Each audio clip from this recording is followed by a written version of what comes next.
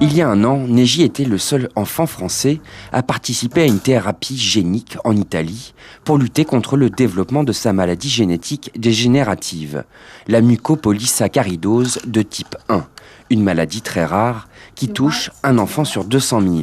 Mais depuis leur retour, le quotidien de Neji a changé.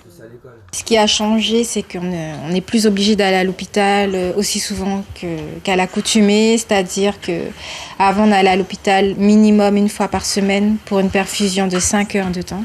Donc pour un enfant qui, à l'époque, avait 2 ans, c'est quand même assez lourd.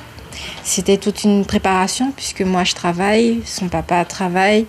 Et du coup, il fallait vraiment qu'on soit organisé. On va à l'école ?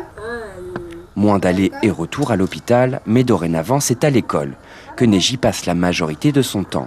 Chaque matin, il retrouve ses camarades de classe, un soulagement pour sa mère. C'est un combat qui est gagné. Je pars l'esprit tranquille, il a une AESH, il a une maîtresse formidable. Je pense que ses camarades sont très gentils, donc je pars vraiment l'esprit tranquille. Arrivé au mois d'octobre, Neji a été très vite intégré dans la salle de classe. Penche, d'accord ? Regardez comment je fais. Je pars du haut et je vais dessiner des traits penches. Ces activités peuvent être simplifiées parce qu'il faut tenir compte quand même de son état physique. Il peut avoir des moments de fatigue ou parfois d'excitation. Mais en règle générale, le travail est le même que ses camarades.